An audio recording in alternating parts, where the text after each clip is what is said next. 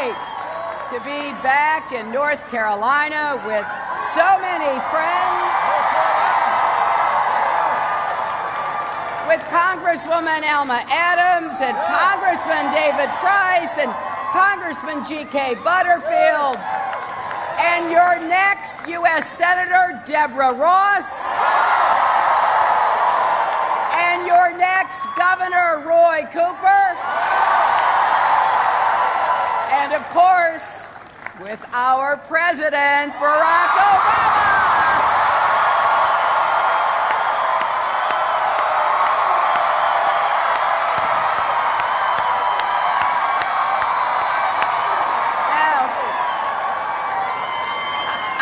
I feel very privileged because I've known the President in many roles, as a colleague in the Senate, as an opponent in a hard-fought primary, and the President I was so proud to serve as Secretary of State. But I've also known him as the friend that I was honored to stand with in the good times and the hard times. Someone who has never forgotten where he came from. And Donald, if you're out there tweeting, it's Hawaii.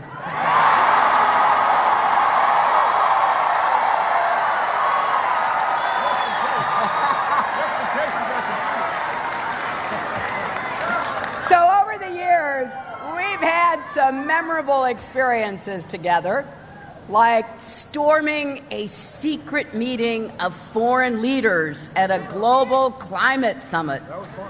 That was fun. You should have seen the Chinese guards try to stop us. Now, they put their arms out, and the President just went right through. Then they put their arms out, and I went right under. And the President, with that amazing smile of his, says, "Hey, we've been looking for you." Now, through it all, as we went from political rivals to partners to friends, my esteem for him just kept growing. And so did my admiration for his brilliant wife, Michelle.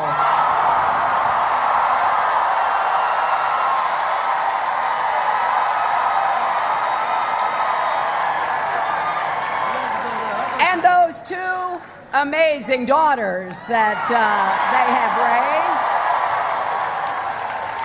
raised. You know, my husband and I know a little bit about how hard it is to raise a child in the public eye, in the fishbowl of the White House, but the Obamas have done a fabulous job.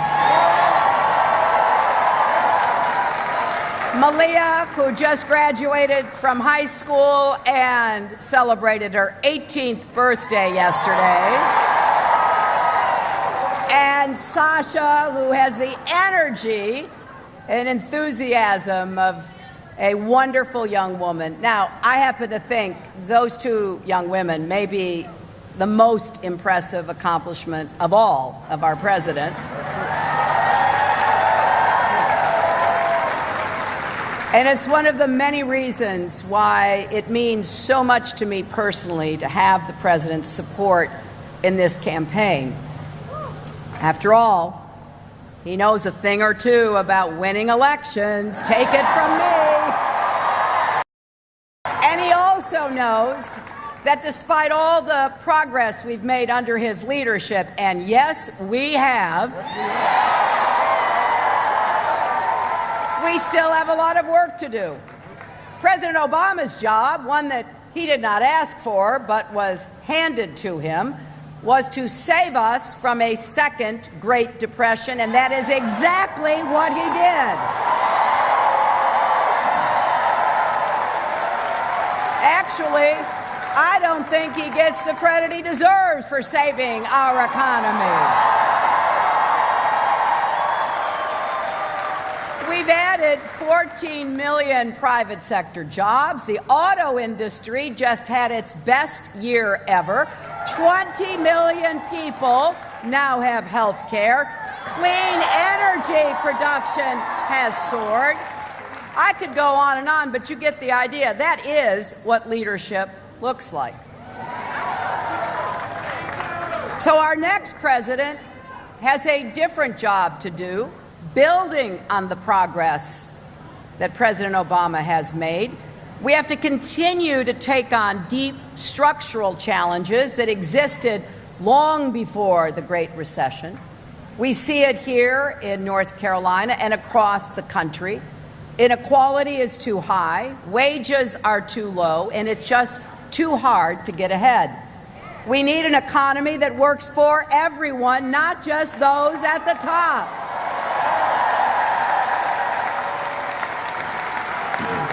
So we're setting 5 big, ambitious goals. First, under President Obama and Vice President Biden, we've had 75 straight months of job growth.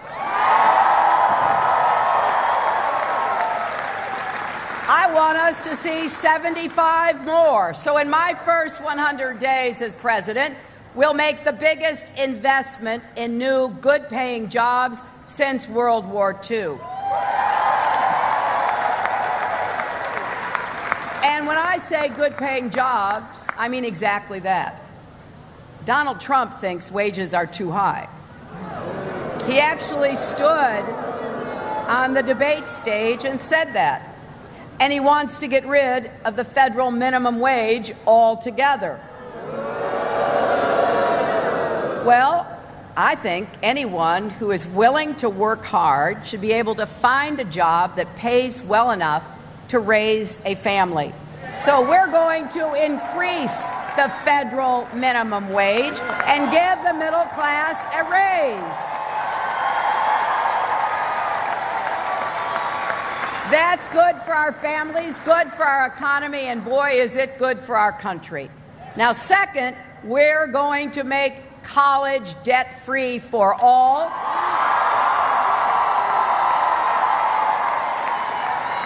And we're going to build on the president's idea to make community college free. And we're going to help millions of people struggling with existing student debt save thousands of dollars.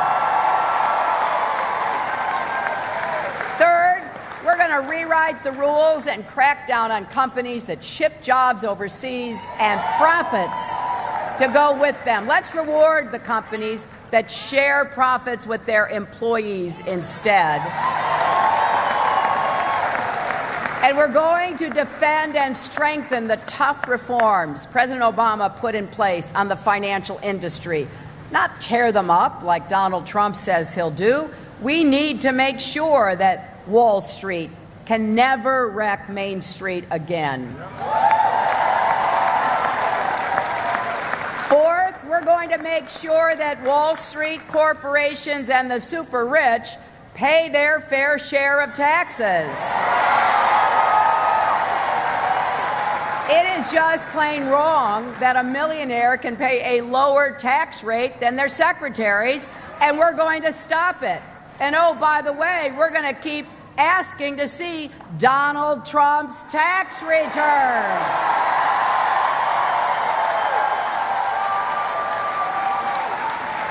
And finally, we're going to step up and respond to the way American families actually live and work in the 21st century. Our families, our workplaces have changed, so isn't it time that our policies change too?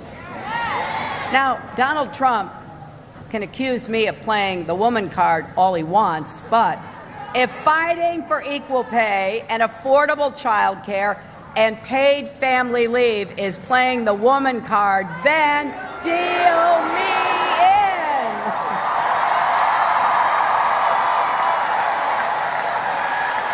And you know, most of all,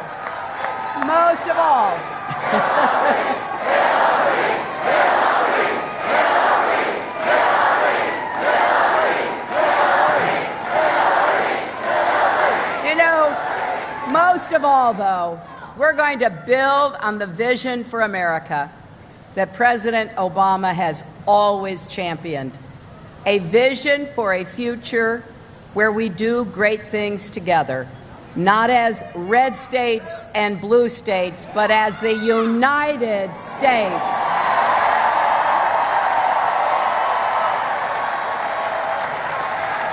When I look at President Obama, I see a leader with heart, depth, and humility. Someone who, in spite of the obstruction he's faced, still reaches for common ground and common purpose. Now, some of you might remember that he and I competed against each other as hard as we could back in 2008, but when it was over, I was proud to endorse him and campaign for him. And I'll never forget when he called me the Sunday after the election asking me to come to Chicago. It turned out he wanted me to be Secretary of State, and I don't think anybody saw that coming, especially me. And as I traveled on behalf of our country, a lot of people would ask me how President Obama and I could work so well together after being such fierce competitors.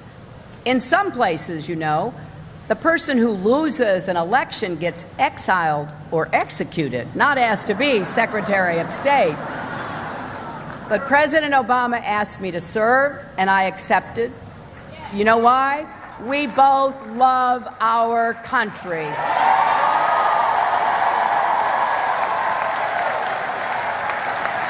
That is how democracy is supposed to work. We just celebrated 240 years of our independence. In America, we put common interest before self-interest. We stand together because we know we are stronger together. That is the kind of president Barack Obama has been. He's made difficult, even unpopular decisions for the good of our country. I have sat with him in the Situation Room and seen him make the hardest choices a president faces. He does it with steady, principled leadership. He's a statesman, leading not just our country, but the entire world. It was his vision.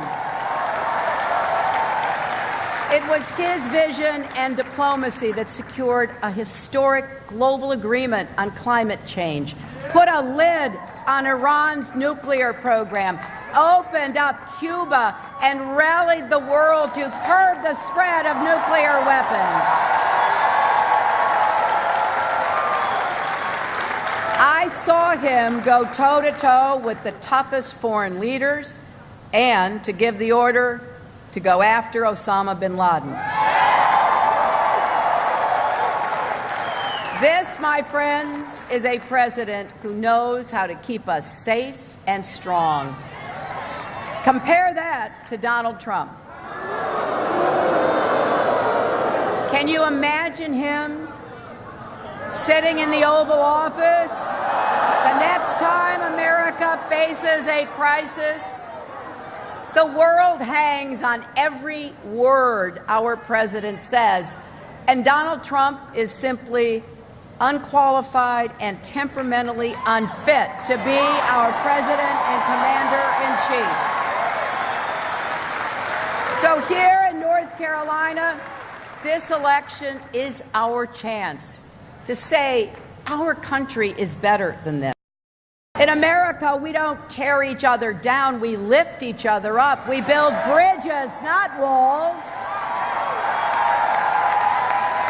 We don't call the country we love a disaster or a laughing stock. We know America already is the greatest country on earth.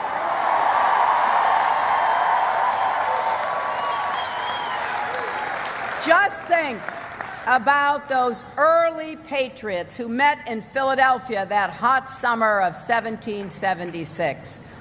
They knew we would all rise or fall together. Now, nobody who looked like Barack Obama or me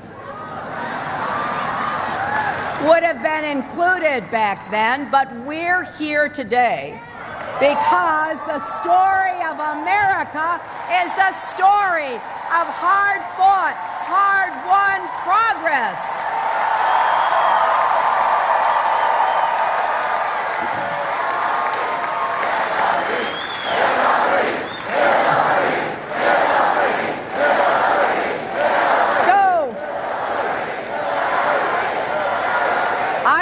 You to remember that for 240 years, our history has moved in that direction, slowly at times, but unmistakably. As the President has reminded us, the arc of the moral universe is long, but it bends toward justice. So if you believe, along with me and with the President, that our best days as a nation are still ahead of us, please join this campaign. Take out your phone right now. Take out your phone and text JOIN to 47246 or go to HillaryClinton.com. We are hiring organizers right here in North Carolina. We're going to fight for every vote in this state, and with your help, we're going to win it. So I don't know about you, but we are fired up and ready to go, ready to win this election. Please join me in welcoming the President of the United States, Barack Obama.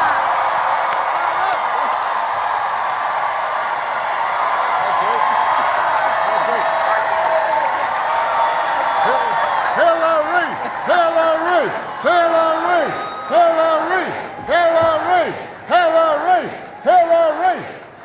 Oh! How you doing, Charlotte? Are you fired up? You ready to go? Fired up! I'm fired up. Hillary got me fired up. She got me ready to do some work. So I hope everybody had a great 4th of July. I love you back.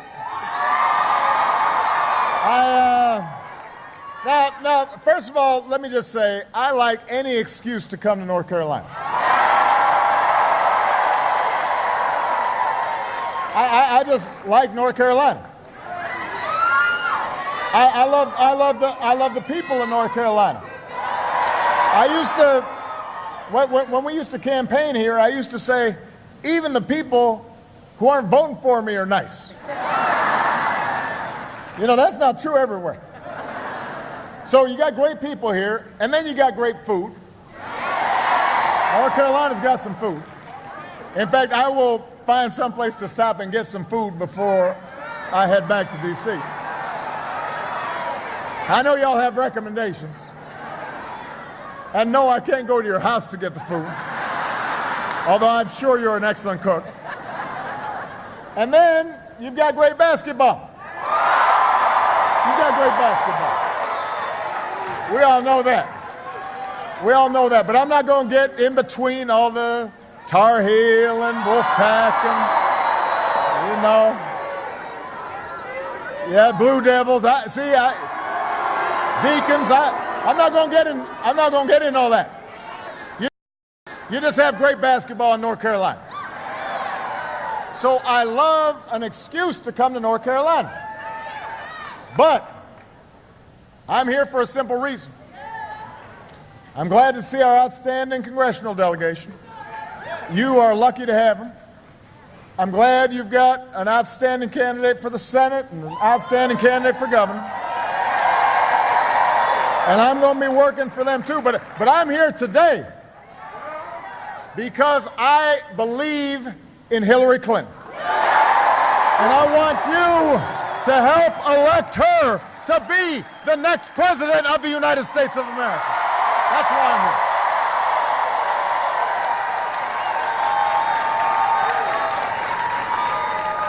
Now, this is not Hillary.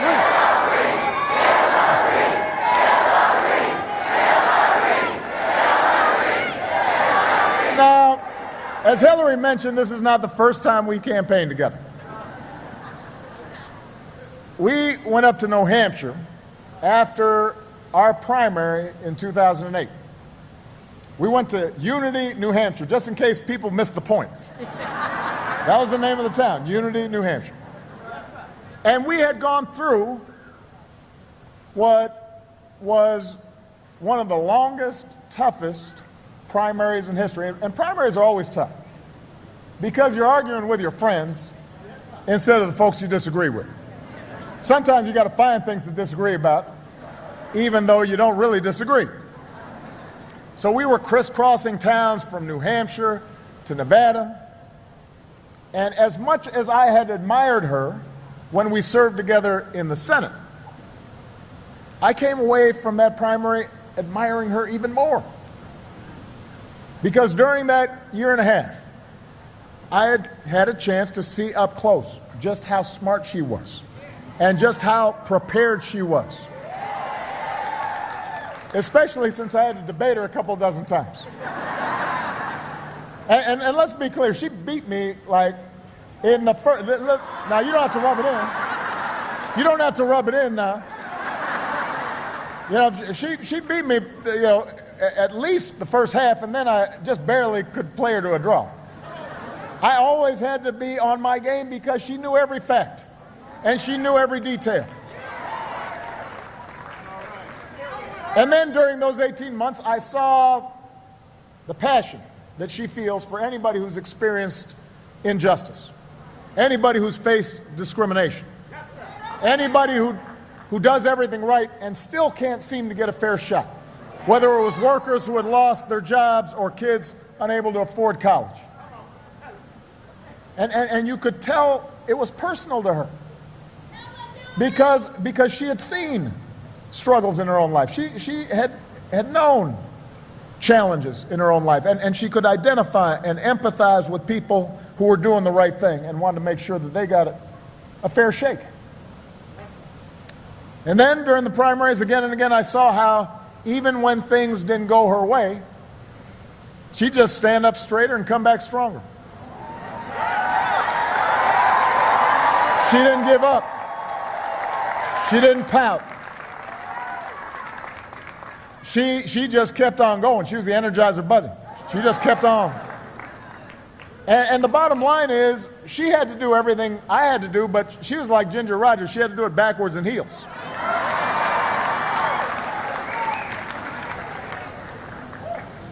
And at the end of our contest, I saw the grace and the energy with which she threw herself into my campaign. Not because she wasn't disappointed about the outcome of the primary, but because she knew there was something that was at stake that was bigger than either of us. And that was the direction of our country.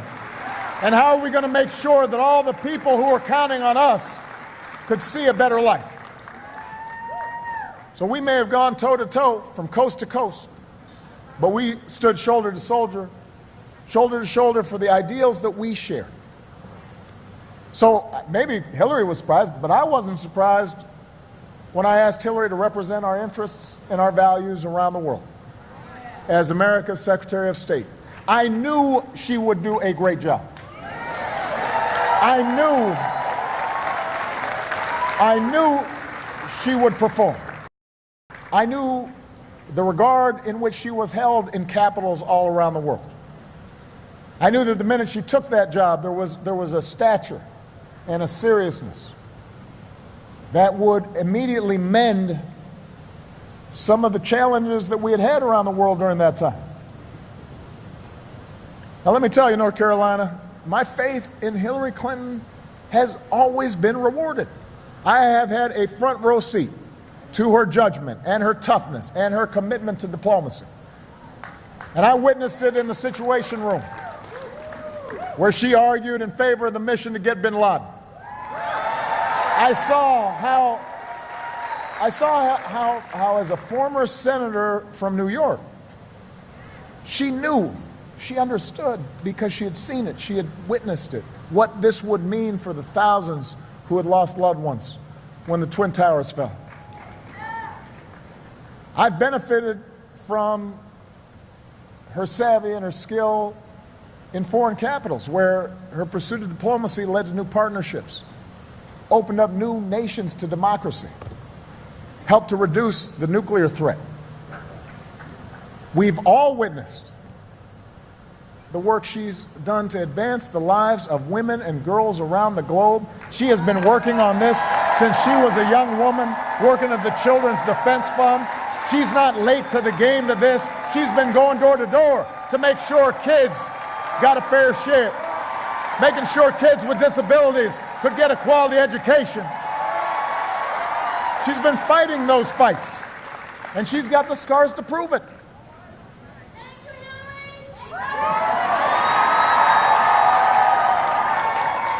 And you know, Hillary and I shared we shared a big hug the first time we saw each other after we finally realized one of the great causes of her career. Finally guaranteeing access to quality, affordable health insurance for every single American, because that's something she got started. And we picked up that baton and were able to get it across the finish line. The bottom line is, she was a great Secretary of State. And by the way, that's not just my opinion. That was the view of the American people and pundits throughout the time that she was serving as Secretary of State, before the whole political machinery got moving.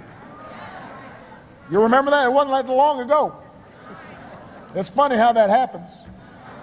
Everybody thought she was doing a great job. That's because she did do a good job. But it's funny how the filter changes a little bit. Same person, done the same work, but you know, that filter is a powerful thing. But you know, it wasn't just what happened in the limelight that made me grow more and more to admire and respect Hillary. It was how she acted when the cameras weren't on.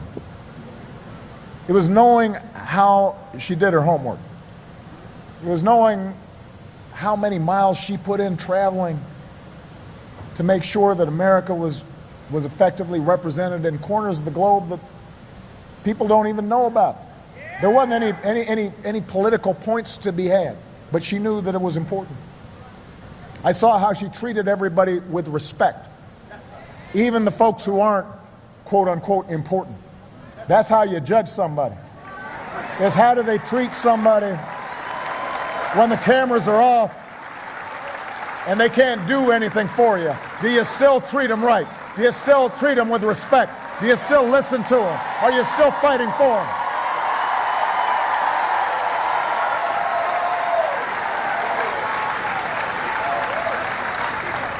I saw how deeply she believes in the things she fights for. And I saw how you can count on her, and how she won't waver, and she won't back down, and she will not quit, no matter how difficult the challenge, and no matter how fierce the opposition. And if there's one thing I can tell you, Charlotte, is those things matter. Those things matter. I am here to tell you that the truth is nobody fully understands the challenges of the job of president until you've actually sat at that desk. Everybody's got an opinion, but nobody actually knows the job until you're sitting behind the desk.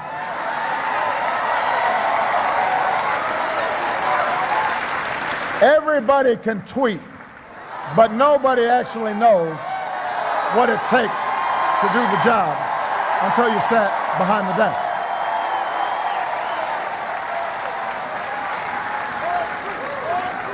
I mean, Sasha tweets, but she doesn't think that she's thereby should be sitting behind the desk.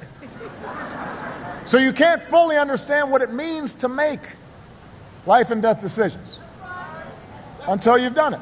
That's the truth. But I can tell you this. Hillary Clinton has been tested. She has seen up close what's involved in making those decisions. She has participated in the meetings in which those decisions have been made. She's seen the consequences of things working well and things not working well. And there has never been any man or woman more qualified for this office than Hillary Clinton. Ever. And that's the truth. That's the truth.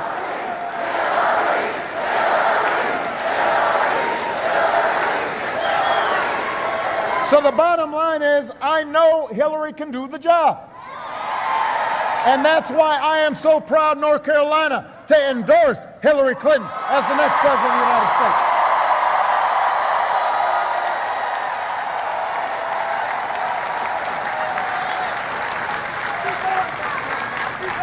Now, I recognize to some degree I'm preaching to the choir.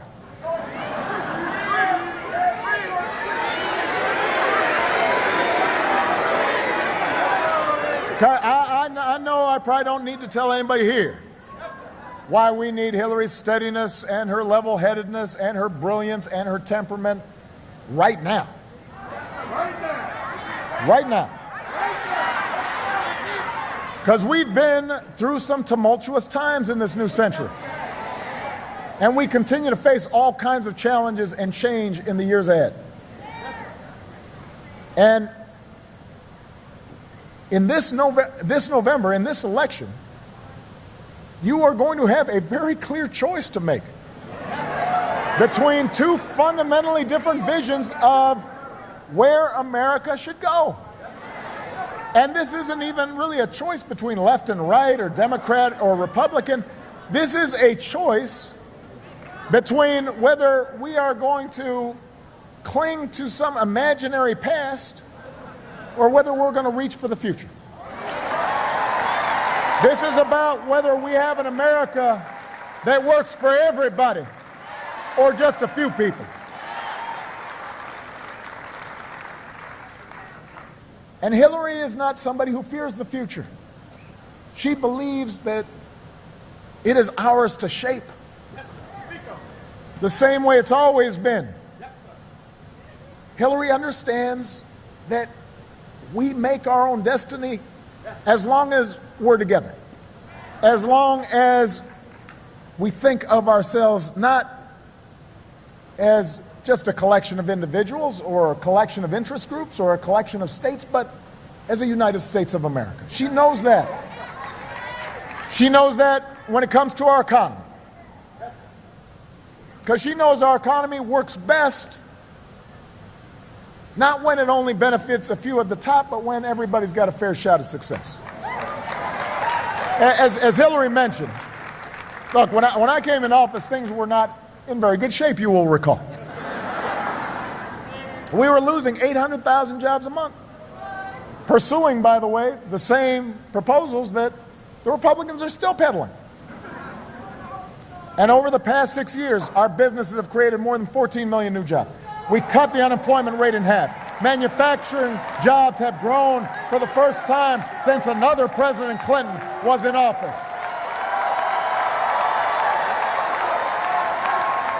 By the way,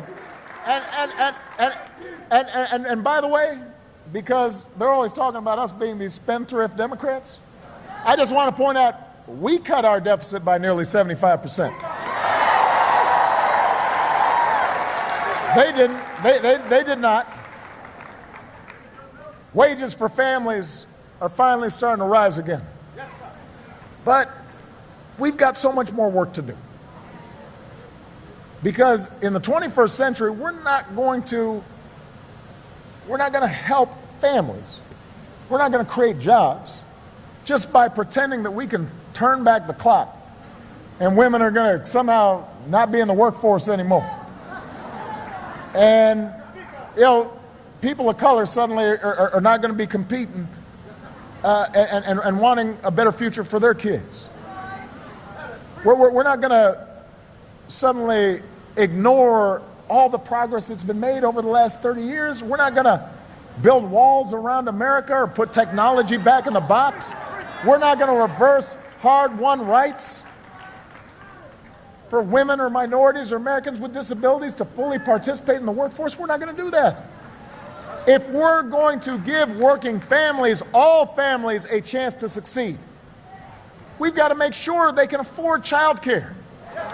And they've got sick leave and paid leave. And we got to make sure women get equal pay for equal work. And we should make it easier, not harder, for workers to organize for better wages and working conditions. And we should eliminate the minimum wage. We should raise it high enough so if you work full time, you don't live in poverty.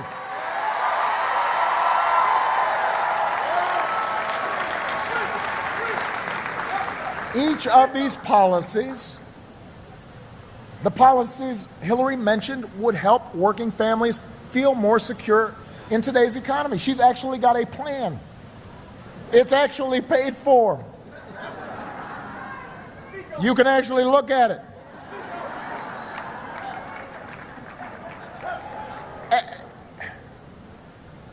Now, the fact that we haven't gotten all these ideas done, it's not the fault of immigrants or unions or some liberal socialist scheme. It's very simple. Republicans in Congress and Republican governors have been blocking these ideas for the last 8 years. It's that simple.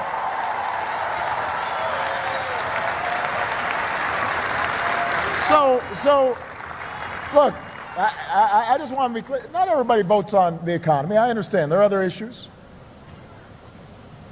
But if your concern is who's going to look out for working families, if you're voting your pocketbook, if you're asking who's actually going to stand up for the guy on the construction site or the guy in the factory or the woman who's cleaning a hotel room or somebody who's really working hard, the working family, if that's your concern, this isn't even a choice, because the other side has nothing to offer you. The other side's got nothing to offer you.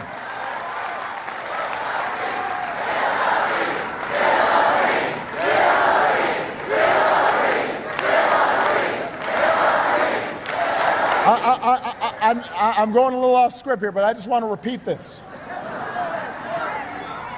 If your concern is working people, then this is not a choice. I don't care whether you're white, black, Hispanic, Native American, polka dot, male, female. I don't care.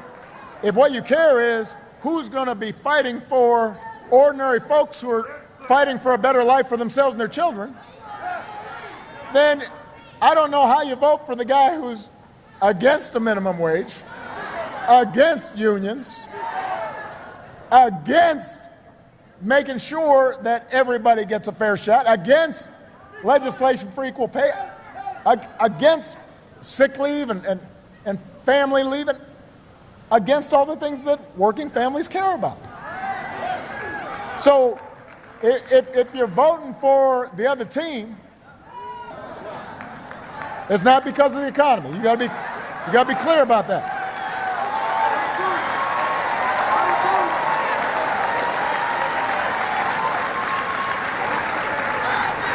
I mean, even the Republicans on the other side don't really know what the guy's talking about. They really don't. They really don't. You ask them, they're all like, I don't know. Then they kind of duck the other way.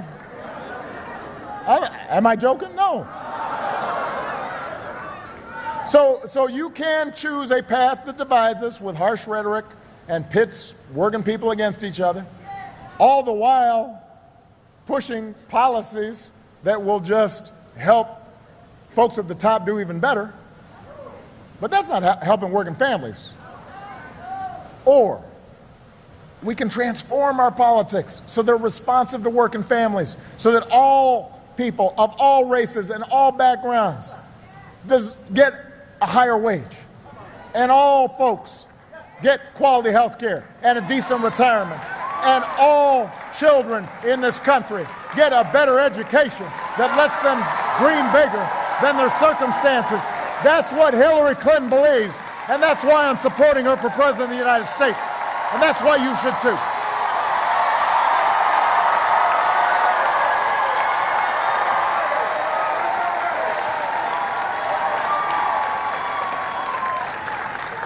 Now, to me, that in and of itself would be enough to make the choice. But we've got some other choices. You can go the path that denies climate change is real, or you can choose a path where American jobs and businesses lead the world to combat it. You know, over the last 7 years, we have doubled renewable energy in this country. Remember when we were all concerned about our dependence on foreign oil? Well, let me tell you, we've cut the amount of oil we buy from other countries in half. Remember when the other team was promising they were going to get gas prices down in like 10 years? And we did it. Did it. So we've been able to shape an energy policy that's good for families, good for your pocketbook, and with Secretary Clinton's help, America ultimately led nearly 200 other nations to an agreement to save this planet for future generations. Maybe you don't care about this. Maybe you think 99% of scientists are wrong. Or you're welcome. But the point is, we're not done with this. So where we go from here is up to you. You can vote with the climate deniers who want to tear up the agreements we've crafted and doom our kids to a more dangerous world, or you can vote to keep putting people back to work, building a cleaner energy future for all of us. That's part of what's at stake in this election. That's one of the reasons I'm supporting Hillary Clinton for president. You know, Hillary mentioned how we operate on the world stage. Now, let me just say, I know the other guys talks about making America great again. America's really great.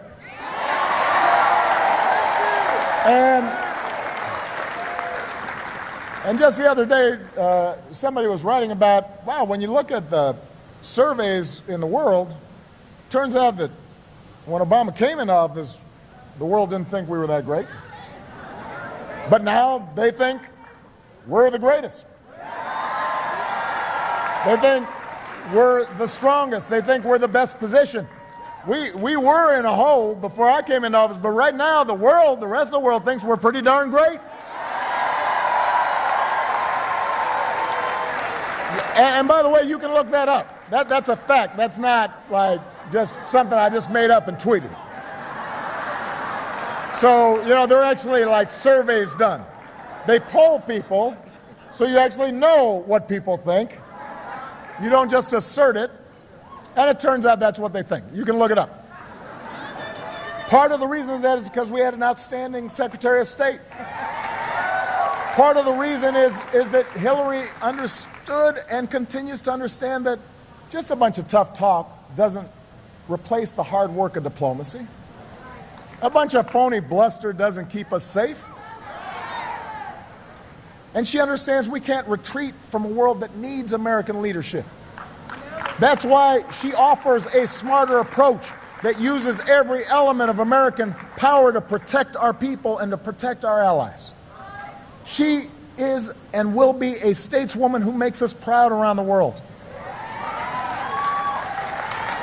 She'll deploy diplomacy whenever possible, but she also knows what it takes to be a commander-in-chief, and I know she will never hesitate to use force when it is necessary to protect us. And she'll know how to mobilize the world around the causes that we believe in, that we know are right, and make sure other countries pull their own weight. That's strength. That's leadership. And that's why Hillary Clinton has to be the next president of the United States of America.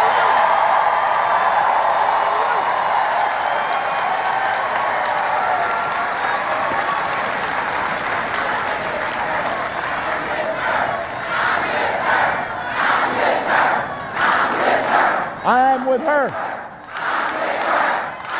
I'm with her. You know, part of the reason why we are here is because we all share the belief that this country only lives up to its potential when every single one of us get a chance to succeed.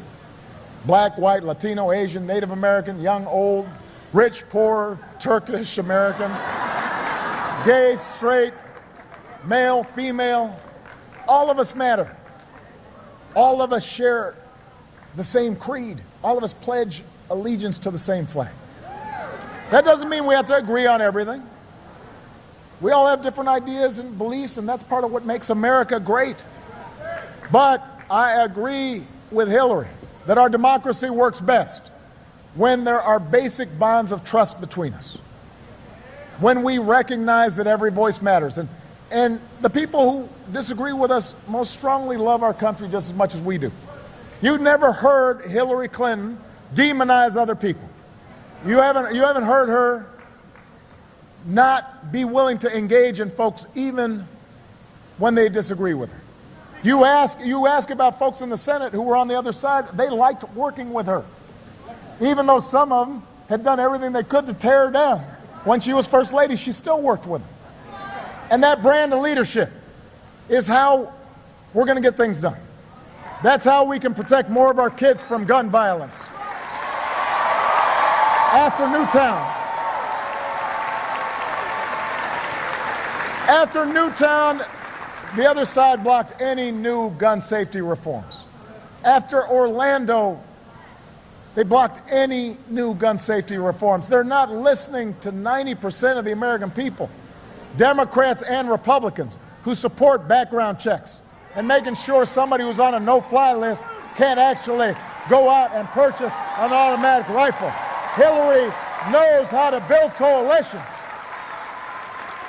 And she knows we can take smart steps that protect both of our rights and our kids so they can go to the movies or to church or to a nightclub or to school.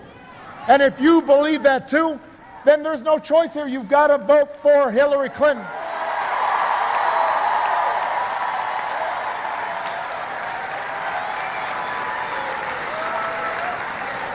Her brand of leadership can fix a broken immigration system so that it lives up to our tradition as a nation of laws and a nation of immigrants. You know, unless you're a Native American, somebody brought you here. Somebody came here. You came from someplace else now. So I just want to be clear about that. And not everybody had their papers straight when they came. I'm just saying. And you know, there are millions of striving young people whose lives hang in the balance. And they want to give something back to this country that they love. They want to serve in our military. They want to go to college. They want to be doctors. They want to cure diseases. And for years, the Republicans who run this caucus, they talk a good game about immigration reform, and then they don't do anything. And now they've picked a nominee whose only plan is to build a higher wall. That's not a plan. No. Hold on a second. I was waiting for this opportunity. Don't boo. Vote. Don't boo. Vote. Booing doesn't help. You need to vote. But if you care about a smart immigration policy that controls our borders and makes sure that it's lawful, but also gives everybody opportunity, you can't be reckless. You don't have the luxury of just saying whatever pops into your head. You've actually got to know what you're talking about. You've got to actually do your homework. You can't just kick out reporters You can't go to another country and if they ask you a question you don't like, just kick them out because you're in another country. You've got to apply steady judgment, even when things don't go your way. You got to make the tough calls, even when they're not popular, and even when they won't pay off right away or increase your poll numbers. You got to be able to handle criticism without taking it personally. You just got to brush it off and get the job done. That's some of what I've learned while serving as your president. That's some of what Hillary's learned as a senator and as a Secretary of State. And that's why I'm voting for Hillary Clinton to be the next president of the United States. So let me, I know I've gone on too long. This is what happens. You haven't campaigned in a while, you start, just enjoying it too much. So let me just simplify this, and let me be blunt. I want to be blunt. Can I be blunt? I'm going to be blunt. Hillary's got her share of critics. That's what happens when you're somebody who's actually in the arena. That's what happens when you fought for what you believe in. That's what happens when you dedicate yourselves to public service over the course of a lifetime. And what sets Hillary apart from so many others is she never stopped caring. She never stopped trying. We're a young country, so we like new things. And I benefited from that culture, let's face it. When I came on the scene in '08, everybody said, well, he's new. They don't say that now because I'm not. But sometimes we take somebody who's been in the trenches and fought the good fight and been steady for granted. Sometimes we act as if never having done something and not knowing what you're doing is a virtue.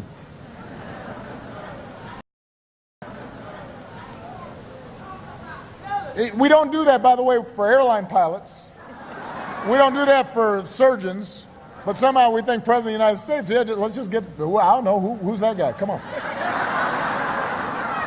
And so as a consequence, that means that sometimes Hillary doesn't get the credit she deserves. But the fact is Hillary is steady, and Hillary is true. And she's been in politics for the same reason I am. Because we can improve other people's lives by doing this work. And we don't care about the slings and arrows that are thrown at us, because we know that's how real change and real progress happens, and that we, if we're willing to work hard, can bring about changes that make life better for some kid out there, some senior out there, somebody who's unemployed out there. And it may take more than a year, and sometimes it takes more than a term.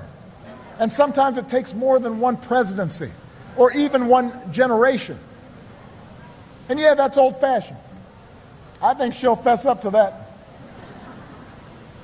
But we want people to believe that their government can work and that their president cares.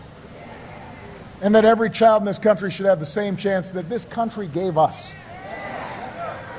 Because we weren't born with a silver spoon. And we know that behind all the division and sometimes angry rhetoric of this election year and all the petty bickering and the point scoring and the punditry, the ordinary Americans are good. And they are generous. And they are hardworking. And they got an awful lot of common sense. And we share a certain set of common values and hopes and dreams. That's why I ran in 2008. And I believe in those values and those ideals more than ever. And I believe in you, the American people, more than ever. And I am more optimistic about our future than ever. And that's why my faith is stronger about the simple American ideal as old as our founding, that people who love their country can change it for the better. I have seen it happen. I have run my last campaign. And I couldn't be prouder of the things we've done together, but I'm ready to pass the baton. And I know that Hillary Clinton is going to take it. And I know she can run that race. the race to create good jobs and better schools and safer streets and a safer world. And that's why I'm fired up. And that's why I'm ready to go. And that's why I'm with her. And that's why I need you to work just as hard to make sure that Hillary Rodham Clinton is the next president of the United States of America. God bless you, North Carolina. God bless you. God bless the United States of America.